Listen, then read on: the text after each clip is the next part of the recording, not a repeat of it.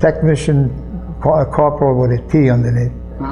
That was when he first joined. That was my rank. Yeah, well, that's when I was 16 years old. But with them, as far as the Army is concerned, I was 17. But anyway, that's when I got discharged. I was a with a corporal, with a technician. They put a T under it. They don't have that rank no more. Okay, that's what the end of World War II. And then you joined again in the... Well, then I went, no. See, you're getting ahead of it. What happened is, I went to, when I left Prescott, Maine, I went to, from there I went to Fort Devens. There, when you go for a physical, and if you pass the physical, then they put they give you clothes and everything. Then you have to go to basic training. During World War II, it was 17 weeks. But as the war was winding down, they reduced it to 7 weeks of basic training. And there, after that was over, that's when after that was over, 7 weeks training, then I went to Camp Kilmer, New Jersey. And there we went on to New York, bought on a ship, a merchant ship, 5 days, and we landed in Le Havre, France. That's where you landed for World War II? No, yeah. When I was 6, I did 2, don't forget, first time is a year and a half. This is the first time. Forget the second time. So then when I had to go to Le Havre, France. When I pulled in the harbor, there was ships sunk in the harbor. All you could see was masts sticking out. But I didn't know whether it was Germans or American ship or whatever. And you went right, it was just like somebody made a canal there, and you went right through that. We went to the dock. We went to the dock. There was tents as far as the eye can see, hundreds and hundreds of tents. But they were all named after cigarettes. Camp Philip Morris, Camp Old Gold, so mine was Camp Philip Morris. So we went there. I went there. They had German prisoner of war working in these camps. Working in the camp? Working in these all tents camp. Oh no, they ate with mess kits and anyway. So now after we got there, these people, the men that camp that I was in, Camp Philip Morris, they had just came from Sicily and Italy. They liberated. So they didn't know, they wanted to go home because the war was winding down. So they were singing, they made a song. I don't know if you ever heard this song called Lily Marlene? No. No, I haven't. Okay, well, this was this German girl that every night she used to go in front of this barrack, German barrack, and she would sing this song, beautiful song in German. And her boyfriend was fighting with Rommel in Africa. And she would, they translated that, but these GI, they came in from India, from Sicily, the veterans, well, they loved that song. They really loved that song, but they want to put their words into it. So this is what they say. Dear Mr. Truman, when do we go home? We have fought the battle of Sicily and Rome. We have kaput the Meister race, but still we find the ship in space. Or when do we go? So see, and there was 2 verses for that, but I forgot the second verse. But anyway, I'm lucky I still remember this one. So anyway, now we there. See, then they found out. I was there maybe a week, 2 weeks. Then they said, we're going to put you on train, take you to Germany. This place, it was like a replacement depot where they're going to send it.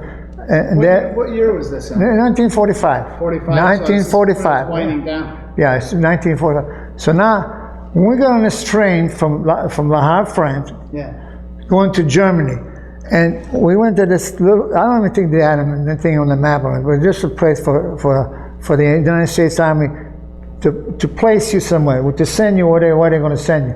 So when I got there, but this train, it was passenger train, and it went like 5 miles an hour, and then would stop for an hour.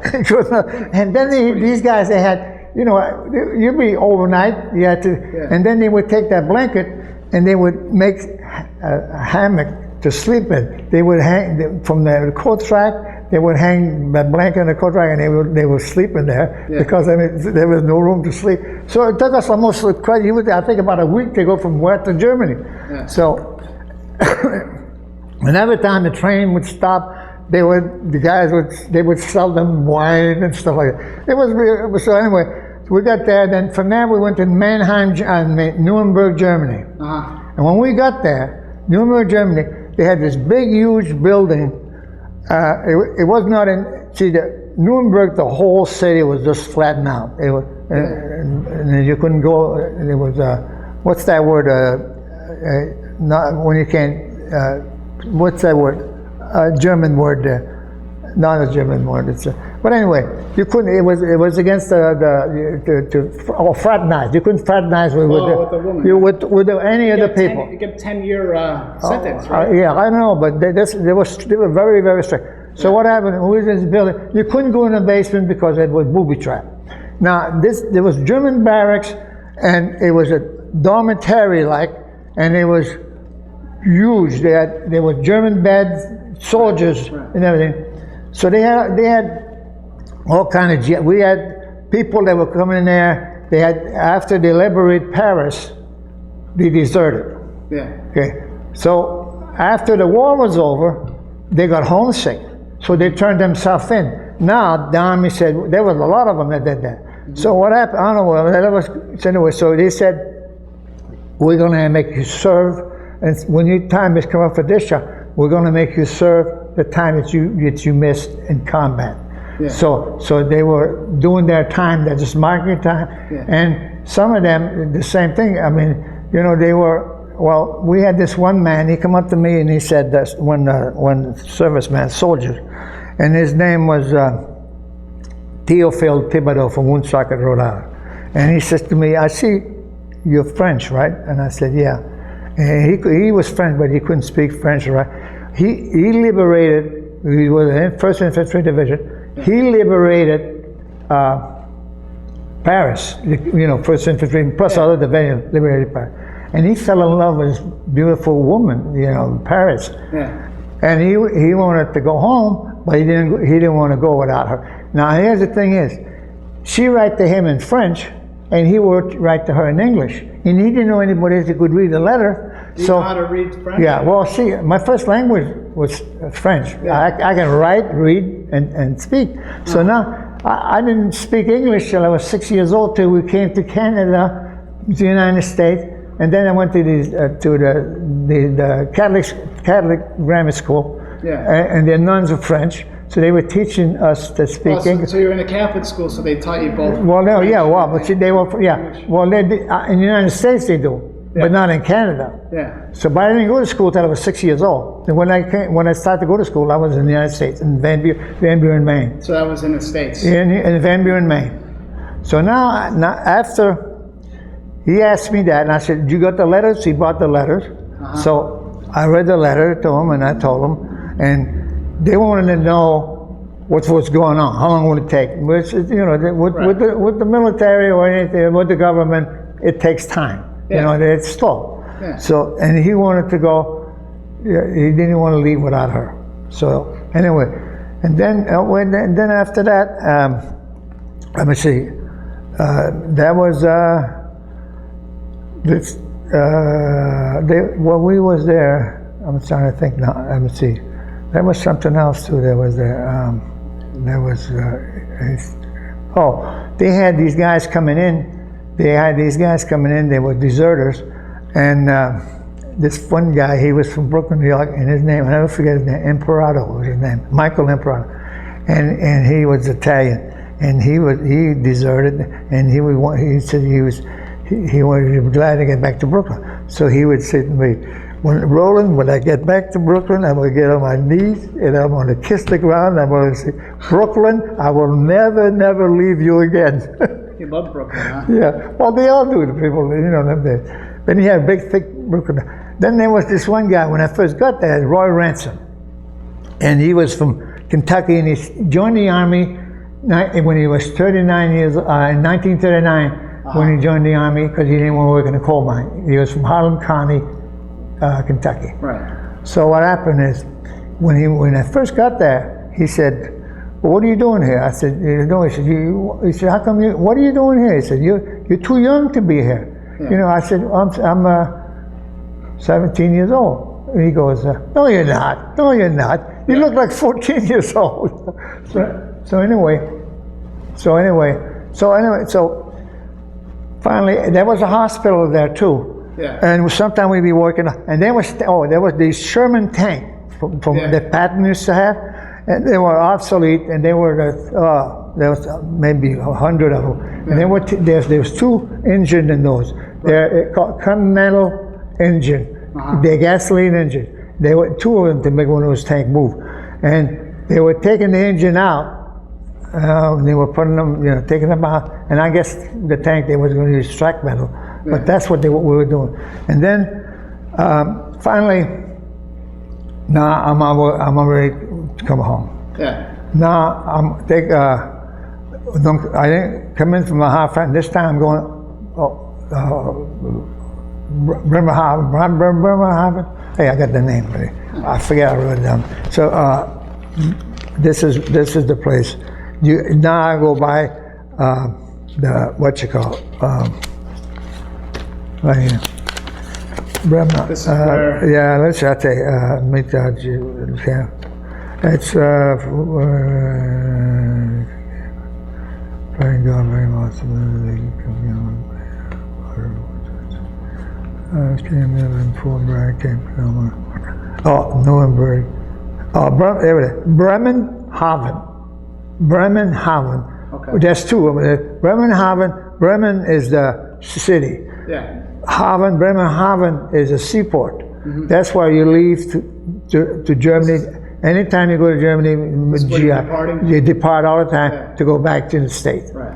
So then I end up in Camp Kilman, New Jersey. That's where you... I get discharged. Okay. To get the discharge. Now, if you want to backtrack a little bit, can you tell me about the story of when he drafted? This is back... I didn't get drafted. When he enlisted, rather. Yeah. Could you tell that to the camera? I think it's interesting. Yeah. Because we never got that on there. Okay. What did I do when I got... So you were 16 years old? Oh, and then was 16? No. Yeah. Here's what I'll tell you what I happened. want to hear this again. I was setting pins in the bowling alley. Yeah. In Murphy's Bowling Alley in Van Buren, man. And this guy walks in with a sailor uniform on. He's my friend. We used to sit pins in the bowling alley together. Back in Maine? Yeah, in Van Buren, Maine. So I said to him, I said, Bobby, I said, how did you get in the Navy? He says, you're only 16 like me. He said, well, he said, I went to Portland. He said, you got to join the Navy, you have to go to Portland, Maine. 300 miles from my house. So that forget about that. You want to get farther away? No. You got to go by bus. Oh, yeah. Go all the way to Portland. Now you got to get the paper, come back home. Hey, father sign. Then you go back to Portland. Then you don't even know if they're going to take you. Yeah. So I said, no, I'm not going out. I'm going to go. My brother is in the army in Germany now. I'll go to Prescott, Maine. So I went up there with this birth certificate, and he gave me some paper, and he said, my mother didn't want to sign because she's got her son over there, and didn't want to go to her son. Right. And that was her pet anyway, so so my father said, I'll sign for him. So he signed. My father signed for me. Father signed for Yeah. So I went, but then I left and took a bus, went to back, didn't have a car, went to back. Then from Prescott, he puts you on the train. They have other people that join too. This is right after you signed up? Yeah, once you go there with your father's paper that he signs, then you have to take, you get sworn in right there. Yeah. You take the oath. Then you belong to them. Yeah. And then that's when they leave. If you don't leave you that day, then they put you in a hotel. That's what they did to me when I was in the Marines. So what they do is they put me on the train. That was like maybe 10 or 15 of us, and then we ended up in Fort Devens, Massachusetts. There, first thing they do when you're going on or you get drafted, take all your clothes out. You take the physical right off the bat. If you don't pass, you put back the old clothes, back home. That's it. But you pass. Then after that, you're there might be 2 weeks. You got to go through the procedure. They're going to go do this. You got to do that. Get your clothes and and they ask you all kind of questions. Anyway, so after that, then we went by troop trains from Fort Devens to Fort Bragg, North Carolina. Yeah. Well, we went by troop train. There must have been maybe a couple of hundred of us. Would it take a while, a long time? Well, no, it's a few hours because Massachusetts, Fort Bragg is in North Carolina. Yeah. So I remember we stopped in Washington D.C. and we got out and we got like hot dogs or something like that. Got back on the train. Then we got to Fort Bragg. You had got to do 7 weeks of basic training. Mm-hmm. Now I was there about 2 weeks. Now I want to write to my mother. My father said, make sure you write to your mother. Yeah. So I wrote a letter, and I said in the letter, I said, Ma, I said, some of these men here at night, they cry themselves to sleep. I said, I don't know why. I said, you know what? They give you nice clothes. I said, and they're warm. And he said, they feed you good. And he said, and the training is almost like playing. And he said, and you know what, Ma? He said, they even pay you for that. So you get paid. So I figured she would feel happy because I was happy. You know what I mean? What did she say? I don't know. I wrote her a letter. I didn't call her. I wrote her a letter. Did she write back? Oh yeah, but I mean, I would see. Yeah, I guess she did. I don't remember. Yeah. I know she wrote. She kept me informed about everything. About my brother. My brother, he was lazy when it comes to write. But when he did write, she would write to me and tell me where he's at and what they do. So you joined the Army originally. Your brother influenced you? No. He was already overseas. He was under the Third Army, right? Yeah. But he was a brakeman for the Bangor and Aroostook Railroad. Okay. So when he got there, he was with the tank destroyers. He was in Texas. He was like a small the tank that they were using. Patton didn't like him. Yeah. So they dissolved them. Mm-hmm. So seeing that he was a brakeman, they made him a brakeman. They put him with the railroad.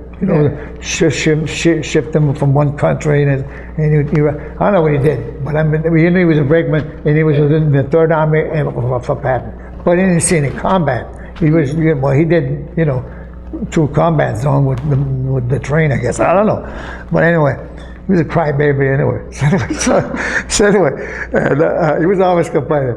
So now I guess, and came him. You got to give a discharge, right?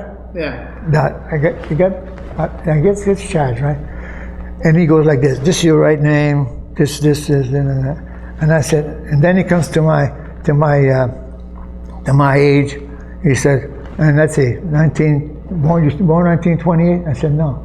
I said, now what's going to happen? Well, I'm going to jail, right? Because I lied. He said, no. This is when you were being discharged? Discharged. And I said, I'm going to jail, right? Court-martial. Yeah, jail, the court-martial.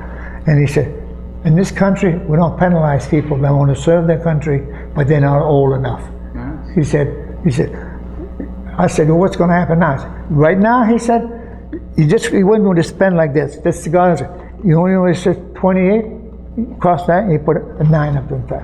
1929. See, that's it. I said, that's all there is to it. He said, that's all there is to it. And then he said, when you're 18 years, right now, you're going to get discharged. Your uniform is going to be you're a World War II veteran. Yeah. And then on that, all the World War II veterans, they got a ruptured duck. They call that a ruptured duck on their Eisenhower jacket. Yeah. So that's what and I was proud like anything. Then he said, when you're 18 years old, you can come back if you want to. You don't have to, only if you want to. Yeah. Good. So right now he said, you're all set for your service, and we thank you for your service. So now, what did you do then? Then I went home. Now I have a cousin. His name is Lionel Tremblay, and he was a lumberjack all his life. Up in Maine or up in Maine. Well, St. Van Buren, Maine. He's my second cousin. Yeah. So listen there. He says to me, Roland, come on, the hell is this? Let's go I want to make a lumberjack out of you. Yeah. So I said, okay. So we bought a car, an old junk car. So we drive along Route 1 in Maine and go on to Millinocket. There was a lumber camp road there. Mm-hmm. And the fool guy said, how the hell do you know we're going to get hired? How do you know we're going to get hired? He said, if there's one Canadian in that camp, it's a Great Northern Paper Company. They had one camp in the middle of that wood. He said, and one Canadian, they have to hire you. It's the law. And he said, and I know that way. I said, well, how you know? He said, 'cause when you cut a tree down, you take the branches, they have a horse with a man, and he hooks it up, and he brings it up to the yard where you cut it up and stack it in cord. So at night, the scaler comes around. It's like sometimes you cut 3 cords a day, 7 cords a day. That's how you get paid. So anyway, so we get there, and the next day he took me. The guy that hired us, he brought us out in the wood, and he said, "This is where you're going to be cutting wood right here." And then he left. He said, "This is where don't cut nobody else. This is your they call it a chance." Okay. So I said to him, "Hey, Lionel, we're going to make any money here?" You know what he said? "You come back 20 years from now, we make money." he said, "The trees are not big enough. You know, the bigger the tree, the more money you're going to make." Were you 17 still then, or were you 18? No, I think I was 17 then. 17? Yeah, 17. So this is before you I just got out. Yeah. So anyway, we get back, and you know, these lumberjacks. This is a sad part about it. I'm gonna tell you. What happened is all their life. You know what they do? They're single. Most of them are single. Some of them. And what happened is they work in the woods. Then they go to Bangor, spend all their money. At one time, this is what they told me. The lumberjack. When at one time, Bangor, Maine, and the state of Maine. It was the biggest lumberjack place in the United States. They had 6 brothels in Bangor, Maine. Right. That's how with the lumberjack. And to them, they would spend their money back in the woods, work like a dog, 3 months, come back, spend all the money, and then they would go and they would brag what they did. They were getting. What I'm thinking, you know what I'm thinking? All the time I was thinking, they had to be alcoholics. I'm sure they were. Yeah, that's what they were. The only reason they were doing that to dry out. They would go there and they would drink and That's a lot of work. There was hard work, and they didn't have. They just had like this, the saw like this. Power saws. No, and listen to this. So they said to Lionel the first night we got, and they said to Lionel, "Hey Lionel, did you hear this? Some of our boys come back from Bangor." And they said something about the chainsaw. Did you ever hear about the chainsaw? No, I didn't come down from Bangor. He said, I came down from Holton, Maine. Yeah. And they said, well, and there's a few other guys. He said to Lionel, don't pay no attention. It's all they keep calling about that stupid chainsaw. There ain't no such thing as a chainsaw. The hell's it? But he keep asking everybody that comes around he asks about the chainsaw. Right. But they knew. Yeah. They never wanted a minute. They knew once that chainsaw would come in, it'd be wiped out in the face of the earth. There would be no more lumberjack. Yeah. And these guys, that was their life for you. Yeah. So anyway, so they said, so one night I'm laying down, I was sleeping, and he said, Lionel, what the hell's the matter with you? He said, how the hell are you going to make a lumberjack out of this kid? You're working him too goddamn hard. He said, you ain't never going to make a lumberjack out of him. Yeah. So anyway, for 3 months we go to Bangor, right? Yeah. Now in Bangor, I said, Lionel, I ain't going back there. I ain't going back there. I'm going back in the army. Yeah. And he was in the Pacific in World War II. He was like 15 years older than me. And I said, why don't you go too? He said, maybe I will. So now from Bangor to Boston, Maine, Massachusetts. There was a place, they just made that for World War II veterans. It's called Fort Banks, okay? Just for World War II veteran that wants to go back in the service, re-enlist. Now, it's a recruiter for people that have already... No, this is the Army base. It's the Army base. Okay. There's no recruiting. It's Army. Oh, yeah, you have to get sworn in like in Bangor. Once you at a recruiting station, wherever you go, then that's out of his hand, and you know. So now he goes, we go to get a physical, right? And he got high blood pressure. Yeah. So now, after you, this is why a lot of these veterans, we were there about a week, right? Yeah. You all set? Yeah, I'm just checking the volume to make sure that microphone's... Yeah. I'm listening now. Okay, so now what happened is this. A lot of these guys, they came from World War II, and they were married, they had kids. but they couldn't hack it. They couldn't do it. Yeah. They drank a lot. They wanted the army. They wanted the army to raise their kids, raise their family. Yeah. So they didn't have a job. So because at night they go up to the PX and get drunk and right. Yeah. So when you go, I never, all the time I went in this, that I re-enlisted, I never had to go see a psychiatrist. No. But there you had to go see a psychiatrist. To get back in, or to get back in, to re-enlist. Yeah. You had to go, and this was not for the first time I went to Camp Fort Devon. No, this was a special place only for veterans that wants to re-enlist, go back into the service, and they all heard about Germany and the Fraulein. Yeah. They all want to go to. So if you wanted to be rejected, what you call would say, the psychiatrist. Yeah. I would ask you, why would you want? What do you want to go? And if you said Germany, they said, well, what do you want to go to Germany? If you said, oh, Fraulein, rejected right off the bat. Yeah. So now, is he leaving? She's stepping out for a second. Yeah. So they will reject you right then and there. So now it comes to me. I said, I just left there. I said, I got friends over there. I said, I want to go back there. You know?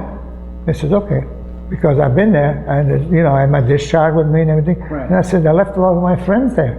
I said, I want to get back there. Yeah. So okay. So now I had to go to Camp Kilman, New Jersey, right? Mm-hmm. So for 2 this weeks. Is after you're sworn in for the second time. Yeah. Now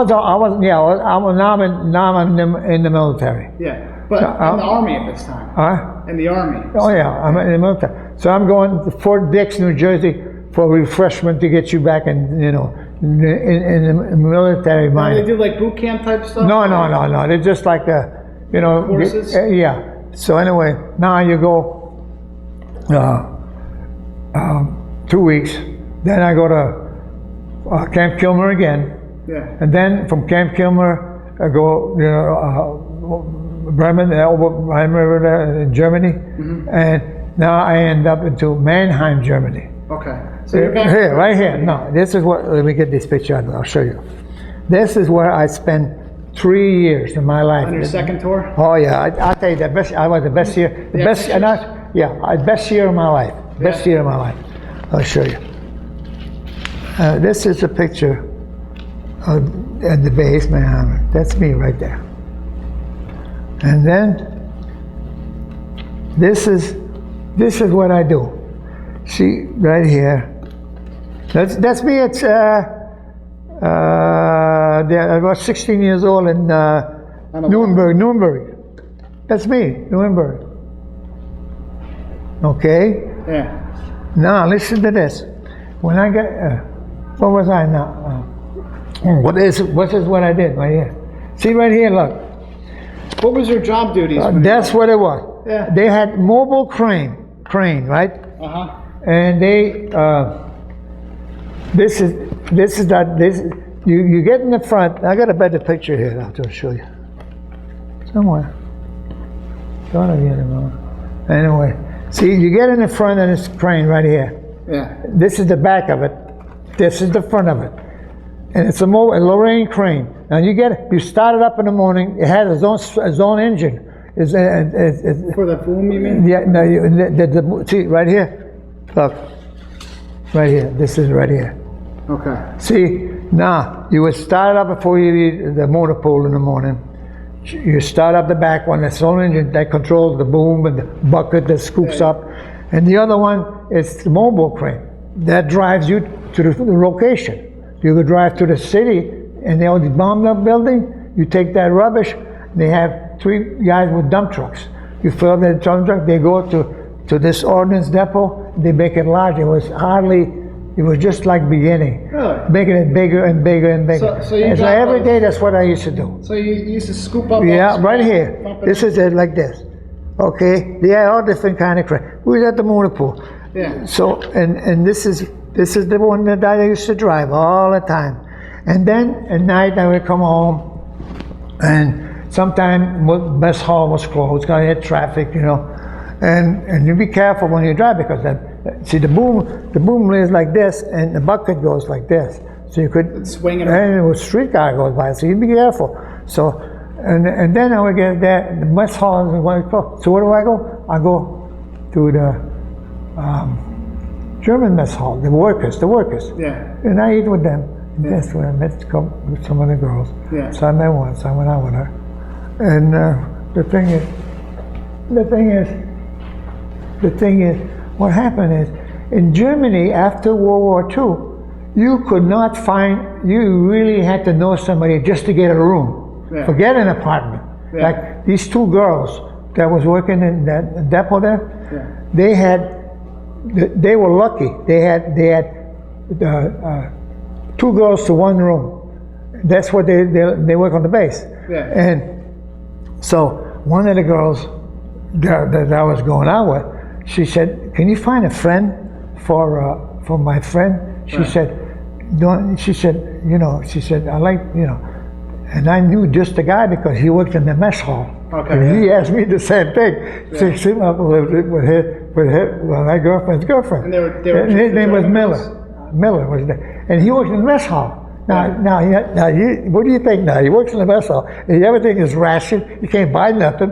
And he used to bring, he had, they love coffee, and and food from the mess hall, and it's so, and he liked her. Yeah. He married her. Really? Married her, and he was from Detroit.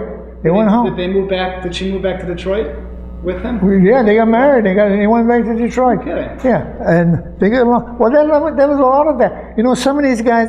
When I was in Manhattan Depot, there was a camp that opened up. The 101st Airborne opened up in Kentucky, Fort Campbell, and these guys we got about in Manheim and that Ordnance Depot. We must have got about 20 of those guys. They just coming out.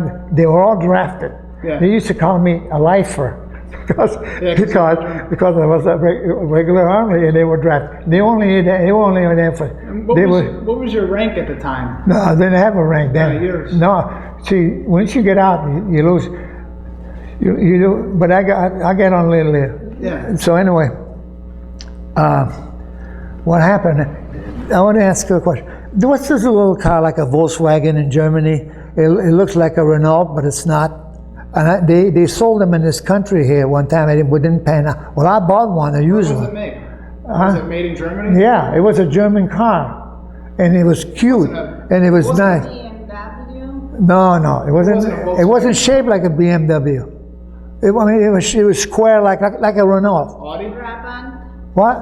Trabant? No, Was it an Audi? no. But anyway, I bought one of them.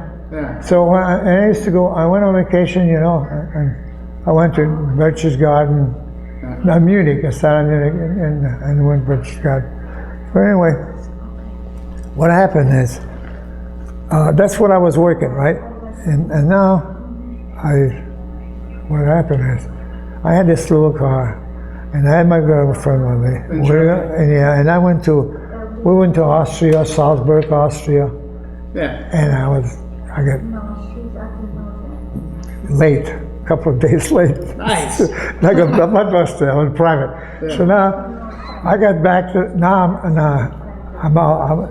ready to go home to get discharged. My time is up. Korean War. 3 years. Yeah. Yeah. Now Korean War starts. What year is this when you're discharged? I don't know. I see. It has to be. I'm just guessing now, so don't say anything. Yeah. But anyway. So when I got out, what you could do to get, I was getting out, and when did the Korean War start? 1950. 50. Okay. Well, that's when I was supposed to get discharged. Okay. Now I got extended. Everybody gets extended 1 year. Yeah. Instead of me coming home, what do? They send me to Fort Knox, Kentucky. When it says, so you go right from Germany, you go back.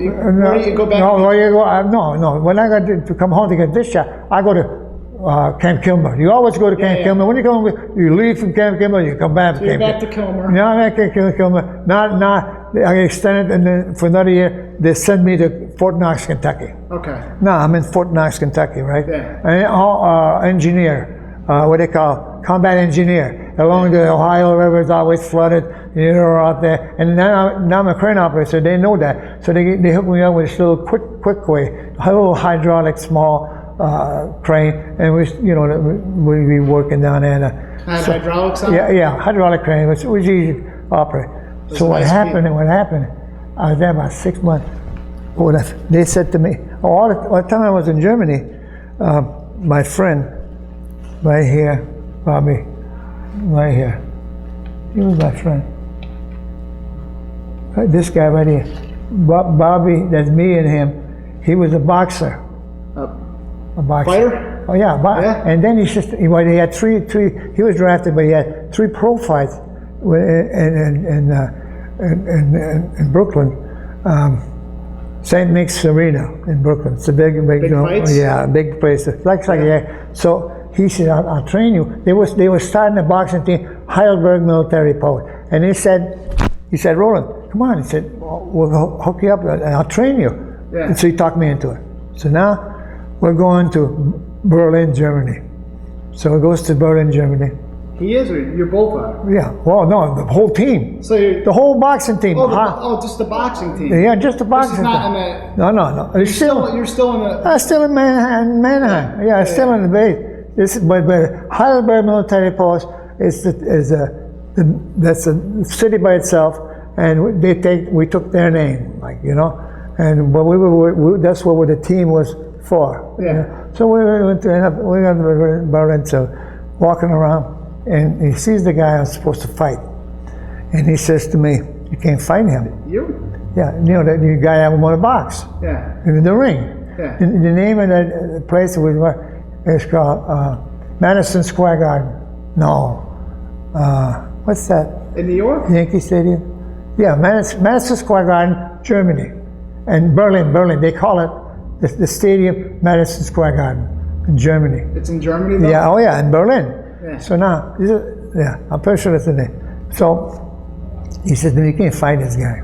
He's Spanish." He says, "He's a pro like I am. He's a liar. Yeah. This guy's a pro."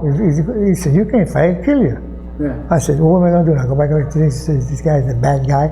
I can't fight him. I'm scared." You still want in the ring? So I said, "Yeah, I got to fight him. What's the matter with you?" So you going to be on my corner? Yeah. I said, then you're going to be my. When I get there, you tell me what to do. Was the guy a southpaw? No. Listen, no. So anyway, he was a pro. He was professional. Right. So anyway, I get there in the ring, first round. It's only 3 rounds.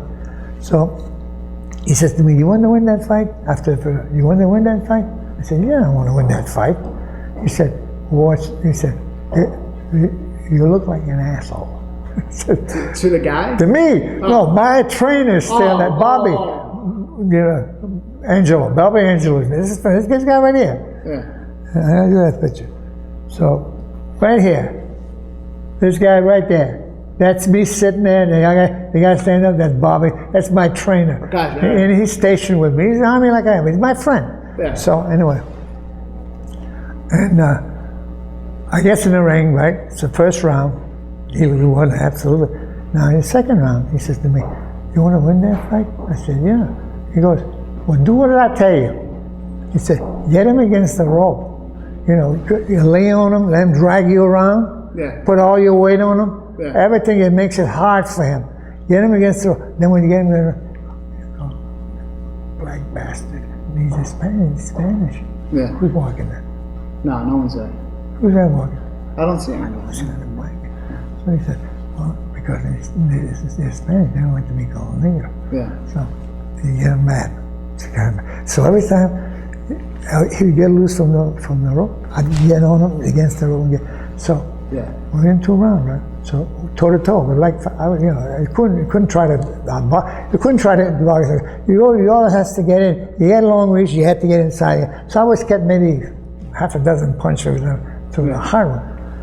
So finally, I guess on the plane, I'm coming home. I won the fight. So now, gets home. Now I'm going back to. I'm back to Fort Knox, Kentucky now, right? Yeah. Now they look at my record and they said, "We're getting a boxing team here. You want to join?" And here it is. That's me right there. So you're on the boxing team? Yeah, and Fort Knox boxing team. Reading the back of it too. Reading the back. It's a government thing. It's not phony there. Yeah. See what it says. Army, right? U.S. Army photograph. That's so right. Which guy is, where are you on here? No, right here.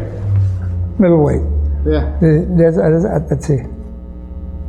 There's only two of us that's white there. So you're on a boxing team? Yeah, Fort Knox boxing team. Now, this is this. Finish? How much time I got? 11? As much time as you want. No, okay. Well, listen now. Well, I ain't even got in the Marines yet. So I got the explosive ordnance disposal school starts. First one, the whole country. Okay? You know what that is? Explosive ordnance disposal school. Yeah. EOD. Yeah. So that's open up in Raritan Arsenal, New Jersey, and you have to take one test to go there. And the test was, and if you pass that test, you were going to explosive order, and you get $50 hazardous duty a month. Yeah. It was called, and the test was mechanical aptitude test. Mechanical aptitude test. Yeah. So they weren't looking for somebody, you're a high school graduate. They weren't somebody that mechanically, inclined. You know what I mean? Yeah. So I passed.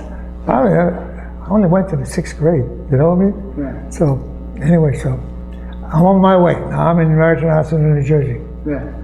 So we're in school.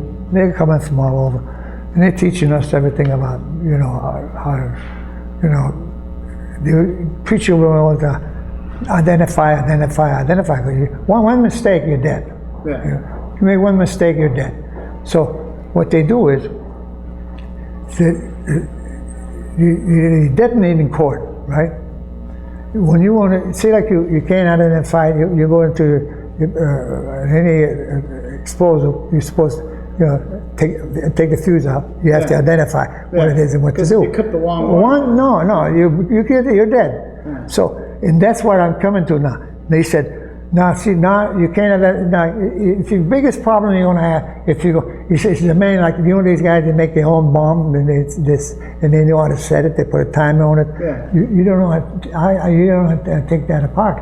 You kill yourself. So what they do, you take it, and then you blow it up in space. Yeah. What they do is, what they tell you to do is, if you can't identify it, then you evacuate the area, and then you detonate it right there. So this time you're still with the explosive or EOD. an army. No, I'm in the army, but not in Fort Knox. I'm in New Jersey. Yeah. Okay. So anyway, so they have cords like this. You detonate, you time it. You see how you cut a little piece of time. How long it will take? How many feet do you need so you'll be safe when you blow up? When you detonate, that's the right word. So, but he said, this is where you have to be very, very careful, because different company makes different kind of those. So you always have to check out. Take a little piece and check it out. But if you don't check it out and it detonates before you're safe, you're dead. So take your time and check it out. Check everything out twice if you have to. Yeah. So anyway, but that is it was like that. It's like so anyway. Now I get discharged, right? And Do you remember what year this was? there was, well, figure it out. During the Korean or? Korean War. Well, it was the first year of the Korean War. Like 50, 51? Yeah. And then what happened then? I was, now I'm in. We're going down the shore, and every weekend. I got a picture here. Where is it? In New Jersey? Right. No, I got a picture here. What the hell is it? Somewhere here. No. The hell is it? Oh, I think it's here. Oh, here it is. The Sammys. Look, that's when I went to school, Raritan Hospital, New Jersey. We went to Sammy's in New York. Yeah, so we getting $50 hazardous duties paid. This is in New York City, but this was in. Which one are you here? That's me right there. On the left? Me, and this is he was from Bridgeport. I don't know what this guy. It was all three of us. Yeah. So we were having a ball, and what happened? This is that place right here. Look, Sammy's Bar in New York. Yeah. So anyway, so I met this girl, and they used to come down in New Jersey, right? Yeah. And they were from Jersey City. These Irish girls from Jersey City come down Jersey Shore.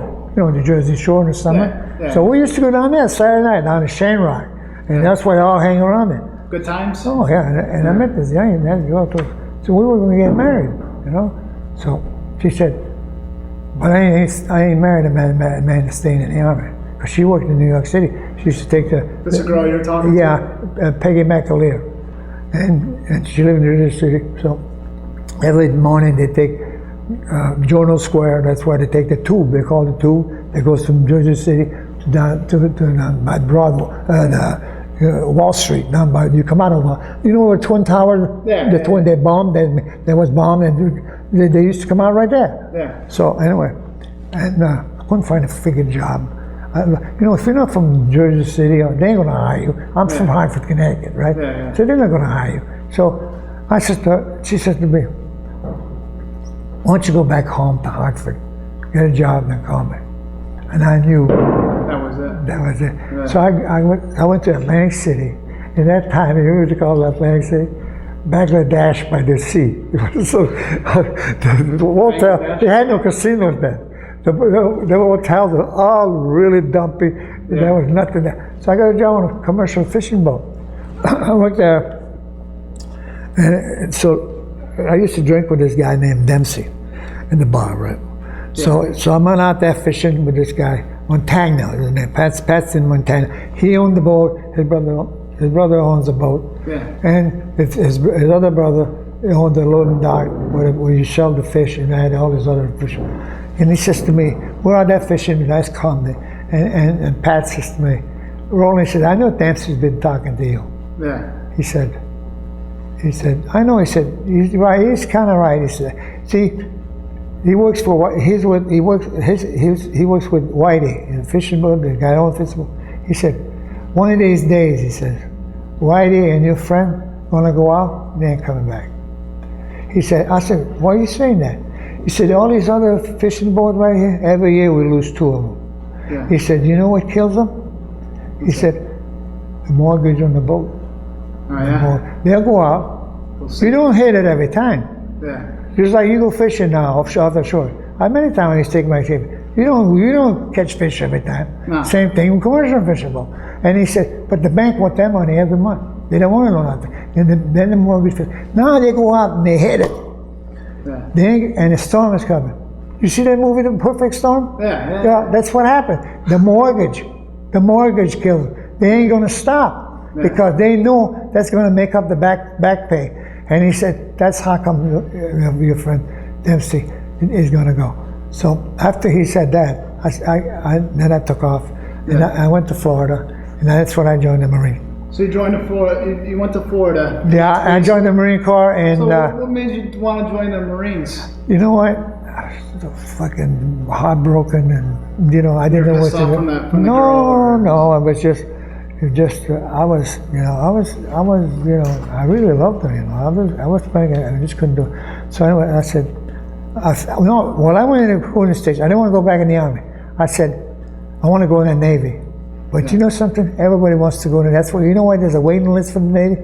Because there hasn't been a war since World War II. Yeah. Okay? So everybody wants to go where it's safe. Yeah. And that's the place I want to go is the Marines, right? Yeah. So I said to him, I was in the Navy, and said, "I can't go because I'm a veteran. It doesn't matter. Still go to." So I said, "Where can I join besides the Army?" "Upstairs." I said, "What's upstairs?" "The Marines." Oh, gee. And you didn't want to do that. You didn't want. Well, I didn't know. No, but he caught me by surprise. Yeah. So you went up. You went upstairs. And I went upstairs. Yeah. And the guy was smoking with his staff sergeant. I said, "What? Can I have one of those cigarettes?" He said, "Yeah, keep the pack." I was broke.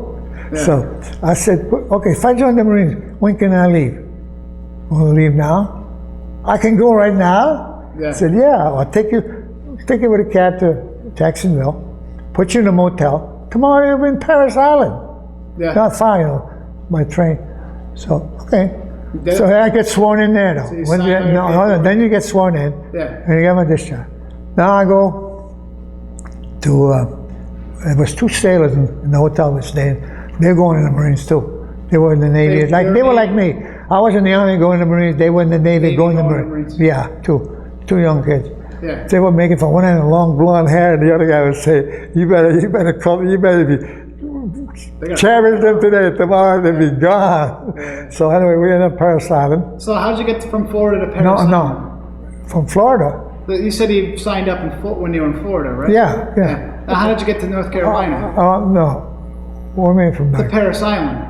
What North Carolina? Didn't you go to Paris Island? That's in South Carolina. For basic training in the Marines. Yeah, no, it's in South Carolina. South Carolina. I'm sorry. Yeah, South Carolina. No, it's not far. It's from Jacksonville. It's like from Hartford to New Haven or Bridgeport by train, and then they meet you there. There's a little town there. They meet you there with put you in trucks, Right, take you, and then it's 12 weeks boot camp. So it wasn't 7 like the Army. It was 12 now. No, 12 weeks. Oh yeah, 12. What was it like? It was very, very rush. And a lot of these guys, they go join the young kid, they join me, they think, it's just, I can do it. They can't. Yeah, it's tough. And they know it. And man, you have to go through hell because they think you're faking. You change your mind. Can you tell me about a couple of your boot camp experiences? Well, no. Well, see, I was already in the Army. So to me, it was like playing. Yeah. I mean, I knew exactly what to do. I know exactly what they're going to do. So for me, it was nothing. But for them, it was hard. For the Navy guys or for the first timers? No, he had to go through basic training too. Yeah. But it's a Navy thing, I know what they go to. A little different. Yeah. Well, I don't know. I never was in the Navy. Yeah. But anyway,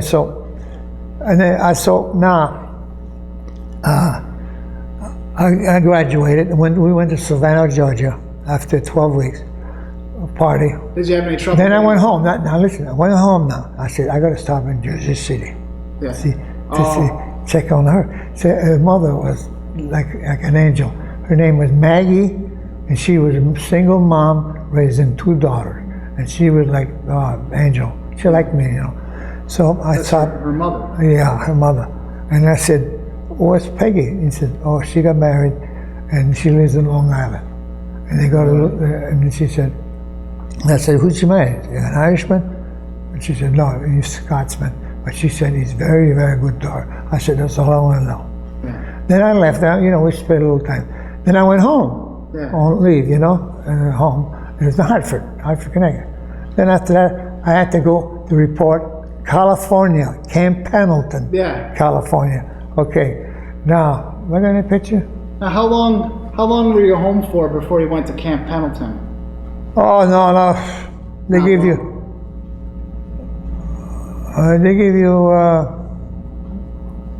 I think it was like 12 days, 15 days. It was like half a month. No, yeah. And then I flew when I got there in Camp Pendleton, we trained for overseas, like what do you call these landing craft? Marines, they land craft, and they hit the beach, and they were trained for that. Now we get aboard ship. Listen to this. You get aboard ship, and while we're aboard the ship, there was 2,000 Marines. 2,000 Marines.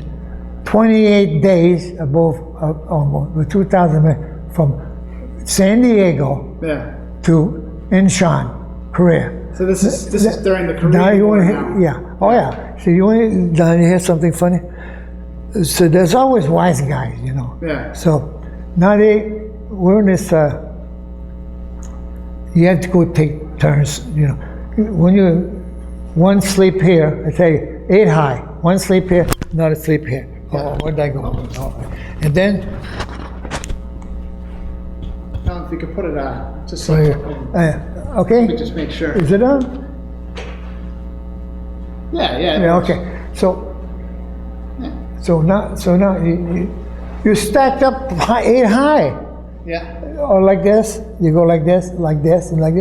So then we take turns cleaning, then you go up on deck so you clean the hole down there, right? Yeah. So these 2 guys, it was their turn. They take the cans and the mop, they go to the end of the ship with what do you call it? Another name, but the end of the ship, you know, they threw the can over and the ship and the mop over, and they went back to the gunnery side and they said, "Where's the mop? What's the can?" "Oh, it slipped out of our hand." It did. So you know it did all the time. No, they never did with those guys.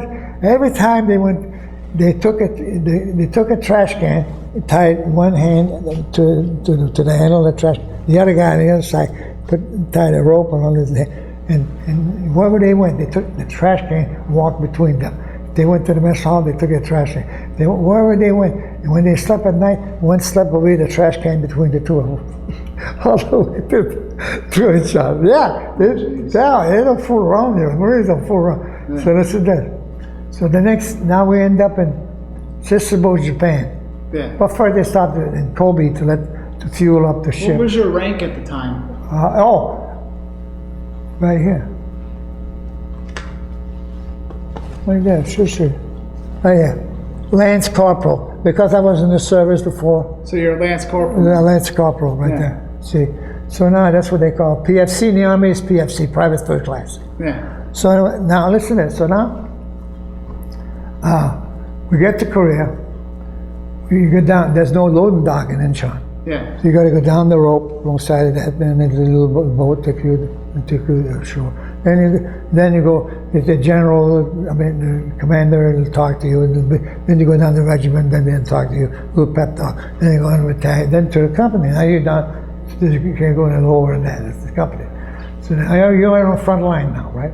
Yeah. And you know, are you in Japan now, or are you in No, Korea? I'm in Korea. Okay. Korea. So, I skipped the part about accessible. See, accessible, if you staff in CO, you can stay. If you're a sergeant, you can stay at 6 o'clock in the morning. Yeah. If you're not, you have to be in at midnight.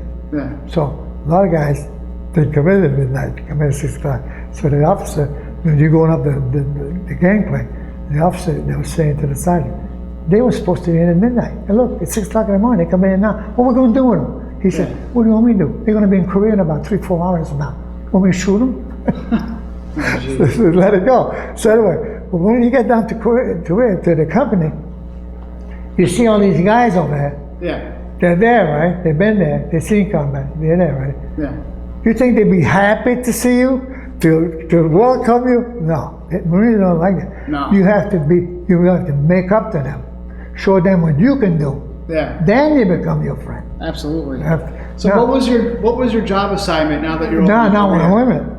So the first sergeant says to me, "Come here. I see you here on your record. You're a EOD man." So I said, "Yeah, I was in the Army." See, it goes on your record. So he said, "Come on with me." So I went with him, and we all ammunition. We all mixed together. Yes. He said, "See if you can do something about that before he kills us all." So, wait, what? So the blows up the whole time. Yeah. You can straighten it out. Yeah, yeah. It's dangerous the way it is now. Yeah. So I did it, straightened it out. He came back and said, "Now I'm in charge of the ammunition." So I did that. Plus, you go on at night. I tell you, you get so cold all the time. When you go, you have to go on gun. You have to go on night watch. You know, you go. You can see the Chinese on the other side. We're on the Indian River. So anyway, it gets cold at night. You're sleeping bag. You don't sleep because you don't watch. You're watching. Yeah. But you can't sleep. You can't zip it because if you do, it freezes. Your sleeping bag freezes. You can't get out. So what happened is you can't. So anyway, it's cold all the time. Cold. So now maybe 2 to 3 shower units in the back. You go to the shower. You take a few guys at a time, and you go through these old mud huts where the people live in.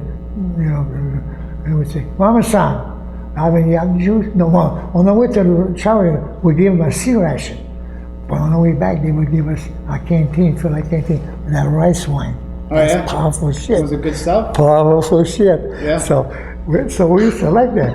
But then we had the So they trade you well, for a sea ration. on the way. See, when you go to the shower unit, you take all your clothes off. You sleep with your clothes. You never take your clothes off. So So they give you clean clothes. On the way back, we give them a sea ration. They give us rice wine. So we used to drink the white wine, you know, in that canteen. And so now, anyway, so we're there. Then here's a picture of me in Korea. When I lived. There's someone. And while you're looking at that, did you see any combat? No, not. Well, we did. We used to go on patrol, Yeah. and but no, not to shoot. And well, you know, where in the hell? I gotta have that picture. So while you're looking, were there many casualties in your unit? You what? Any casualties in your unit? When I got there, I'll tell you. Yeah. You see this picture? Uh-huh. That was it. Now, where's the hell? Where's that? Oh, it's gotta be in here. No. Look over here. I gotta find it. There we go. That's me in Korea. Right there is me. On the right? This is Miller. This he was from St. Louis, Missouri. Both of these guys are college graduates, and they were drafted. Yeah. They hated Truman, and they They were were good guys though? oh, to me, we're about the same age. Oh, okay. See, we're about the same age. So that's me, and that was Miller, and this guy. This from Salt Lake.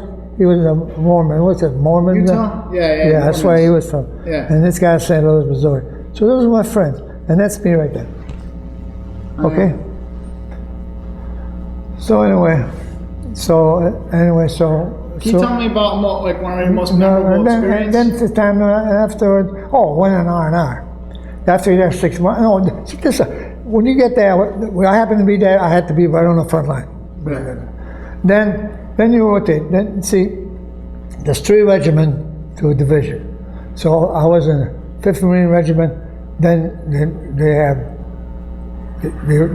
there's always 2 in the line, 1 in the rear, and they rotate them. Yeah. So now when it's time for us to come in the rear, then you go on R&R to Japan. This is the nice part. You go there, you go on R&R, you go there, and you go to Camp Fisher in Kyoto, Japan. You get there, you got a cold weather gear, you take it off, you go take a shower, you get a uniform on. The bar is open 24 hours a day. You got 72 hours. Our mess hall is open 24 hours. Breakfast 24 hours a day. Nice. Anything you want 24 hours a day. Yeah. Now, a lot of married men, they don't go to the geisha houses. You know, the geisha girl? Yeah. They don't go there. Right. So what happened is, I did, you know. Well, I went not right away. We went to the bar, we're drinking. Me and this guy, I never seen him before in my life. So his name is Fitzgerald. He was from Minnesota, Minneapolis. So we were drinking at the bar. I said, we'll call a cab, we'll go find out. Then we already know, the guys that's been there before will tell you which one is the best. Yeah. When the geisha girls are. So we went there, and they brought out maybe 4 or 5 girls. And I didn't like him, he didn't need it. I said, no, I'll go somewhere. She said, no, wait. Well, my boss is going to, what you call downtown, a bar downtown. Yeah. And you got geisha girls there, 3 or 4. You Right. want to try that? Yeah. So we went there, we went up to the bar. There was 3 beautiful little Japanese girls. Hibachi pot, you know what hibachi was? Yeah. They heat up around. Yeah. They were sitting around there. And now we're drinking. What's at the bar? They work for the house. Oh yeah, you like them? I said, wait a minute. So these 2 army soldiers come down, you know, to the bar was downstairs. Right. And one was black, one was white. So one of the girls run behind the bar and hit. So I said, see that? That's the one I'm getting. So he said, I don't care. He was drunk, he didn't care. So I said, can I? Yeah. So I took her. So went back. So I stayed with her. Well, you know, in the morning, this is what you do in the morning. I went with a gunnery sergeant. Yeah. Come on with me, he said. So he was a nice guy. So we got a cab, we went to the base. You go to buy after. You can buy 1/5 of whiskey, scotch, anything kind of $5. Okay? Not bad. So, but you only get one a day, one of those a day. So you go back to the back. I mean, you know what you do for 72 hours, the Marines does? gamble, play Yeah. cards. Yeah. You gamble and you drink, and good then time. next day get a cab. You're not about. Right. It's only there for 72 hours. Now, okay, the R&R is over. You're going back to the base, right? Back to Korea. You're on a tarmac waiting for the plane, right? And these young Marines are crying, big tears. And I Because said, they don't want to leave? Or they don't want to go back? no, they're Marines. They don't mind. They know what they get. It's so easy to fall in love with them because they train to please. Yeah. And they're beautiful. They ain't like the Koreans or the Chinese. Yeah. They're little, they're beautiful, and Yeah. they're trained to. Even the one night, I said, "Why do you do this?" She said, "Save money to buy yourself a little, not a farm, but out in the countryside. Buy a nice little business on the Yeah. country." She said, "I don't want to do this." She spoke good English? They all do. They have to be trained. Yeah. They ain't going to give you somebody that can't speak English. Yeah. They're professional. Yeah. So, but they praise them. They fall in love. Yeah. You know? So like I did with the Irish girl. But anyway, but not like that. But so anyway, now go back to Korea, right? Yeah. So I'm there. So and that's about it. After that, we come back. What kind of medals were you awarded? Oh, any I came medals? back. No, I came back. Well, right here, right there. See the medal? Oh, yeah. So yeah, that's Korean. So now, well, I come back to Camp Pendleton, California, and they send me to Quantico, Virginia. You know where that is? Yeah, yeah. Okay, that's where they make FBI. Yeah. Quantico. Well, right next door was a school I went to for 3 months, small arm repair school. Any small arm like pistol, rifle, Right. machine that misfire, doesn't work, I fix them. Yeah. That's what the school for. Then I went back to Camp Pendleton and I got discharged. And I go home. That's it. That was it? Hey, an hour and a half, right on Do you time. recall the day you have a couple more minutes? Yeah. Yeah. Do you recall the day your service ended? No, I don't remember. No. I do. No. I had my discharge and Yeah. my mother got married What did again. you do the days and the weeks afterward? After I got discharged? Yeah. What happened is when I got discharged, I didn't have no trade. So I work on the construction. Yeah. So that's what you did for work after? Yeah, I did. You know the St. Joseph Cathedral? Yeah. I worked on that. Oh, yeah? You know, I did on Signet Street. I was the labor's union Okay. for about, I think, 3 or 5 years. Mm-hmm. And then I said, I don't want to be that. So Yeah. And this is you're in Hartford now. don't forget, I'm single now. Okay. So now I'm living with my mother on Seymour Street, where Hartford Oh, House. yeah, yeah. So what happens now is this. Here's what happened is that I want to be a truck driver, you know, Teamsters. So I got working for a non-union truck company, Hamilton Express, and I was working a lot of hours. The money wasn't there, so I quit. And I was sitting in the bar. You know, all the best job I ever got in my life, including the labor bar from friends in the bar room. Yeah. Because a good job will never go begging.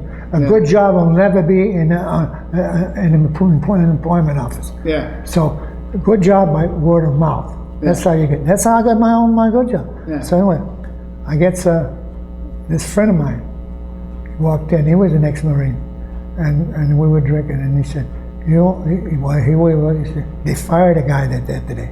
He said, "Oh, that," and they work Saturday. He said, "Go there and give me for what do you call it? When you want to, when you give somebody the name, Yeah, a a recommendation. recommendation. Yeah. You give me for recommendation." I didn't. I got hired, and I worked there for 30 years. That was Short what did you term. do? Yeah. Truck driver? I drove tractor trailers for 30 years. What, did you stay in state? Or did you No, go- the first 15 years, we were on strike one time, 15 months. Yeah. That's it, 3 months. Yeah, yeah. And then it was, half, East Hartford, right? Yeah. Hoffman Oldsmobile, right in the back there, that's Governor Street, Right. and there's a terminal that's at Troll Refrigerated Transportation. I worked for them for 30 years. Oh, nice. Now, after we had the strike, now, I used to be local all the time. I used to go to New London, Norwich. Then, this other company from Stanford, frolic. He didn't open his door. Now, he got New York, he got New Jersey, he got Philadelphia. Right. So Schroll puts in for his rights. Yeah. Now, I don't know nothing about New York. So he said, you're going to New York. But I was working 4 days a week because I was working 15 hours a day. Yeah. See? So anyway, so I did that for 15 years. Right. And when I was working for Schroll, now my wife, I married my wife, but when I was working for Schroll about 3 years, then we got married. And she had 3 kids. Right. So now I didn't want my wife to work, so I wasn't making enough money to pay. We bought a house, mortgage to pay and everything. Yeah. So I walked up to this mover, burial mover and storage in Hartford. They're still around? No, they're out of business. Yeah. But listen to this. When my wife was living on Babcock Street before we were living there, before I bought the house, my little stepdaughter, Nancy, was playing with this guy, sister. That was the guy that does the hiring over burial. So I was over, and I used to get, I was off Friday, Saturday, and Sunday. And then I used to get, like, 4 weeks vacation, 3 weeks vacation. So I take 1 week. Then I used to work for United Van Line, Atlas Van Line. Yeah. So take trips. The guy, the packers be there, I'd be there. So I was making pretty good money, you know. Yeah. So I did that for almost 25 years. And that's where you And retired? that's that's the end, and I retired at 70. Did you make any close friendships while in the service? Did you continue Did you continue any? no, hey, I forget to tell you. Yeah. What was his name? I remember I said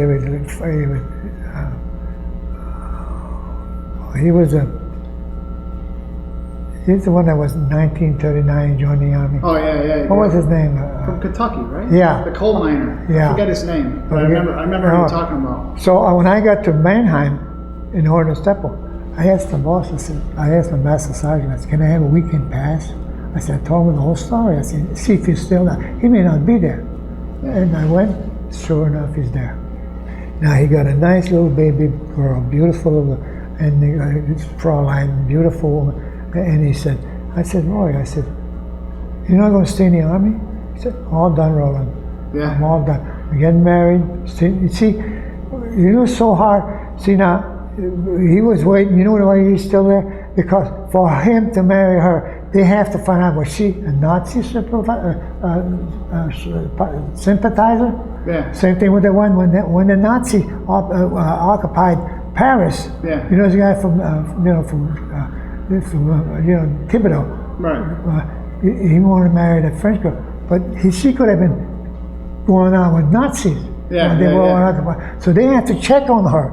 And that takes time. You know the military, the They do a government. background check and make sure she's Yeah, good. yeah. Yeah. So he said that's what I meant. I forgot to tell you. Yeah. But no, then I was.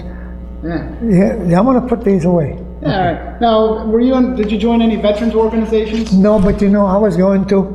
Yeah. I never did. You know why? Because I'll tell you one thing. When I was in the Teamsters, right? Yeah. We was in East Hartford. We were a small local. No, it's the biggest local in New England. But what I mean is, we had to we was at a union meeting on Totten Street in East Hartford, the VFW. Yeah. You know, if you're a veteran, there's 2 things you do. I mean, if you join the Veteran American Legion, there's 2 things you do. You go there, you go and play cards, or you drink. Yeah. And then, when I got married, I quit drinking because I knew if I kept drinking, I would lose my job, blah, blah, blah. Yeah. And then my wife was pregnant with one of my kids. We had 2 kids together. So you go to any of those organizations, you drink or you do. And I didn't do it. And you know something? My friend, the closest friend was when you get your kids, your family. That's what it's. Going on vacation, taking them fishing. I used to do. My stepson, I take him there. So if you join, you have to participate. You go to parades. I don't. I spent 9 years, almost 8.5 years in the military. That's enough. I'm all done. Absolutely. That's it. Now, 2 more questions. Did your military experience influence your thinking about the military, or about war, or the military in general? You know what? I never. You know one thing though. I honestly, but I don't know. maybe I shouldn't say that. I went to explosive ordnance disposal school. You what? I went to explosive ordnance disposal EOD, yeah. for 6 months. And these guys in Iraq and Afghanistan getting blown up like that, it should never happen.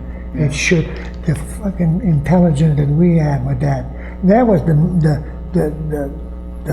just the beginning of that element about this explosive. You know what they were going to call us? Bomb disposal. Bomb disposal. They said, no, we had a little bomb on our jacket. They said, we're not.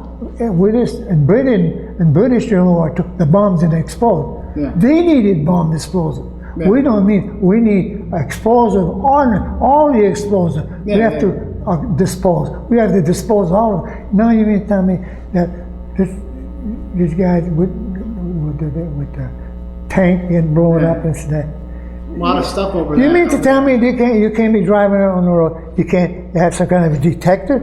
Yeah. Come on, they can send men to the moon. They can do that. Yeah. I mean, they can.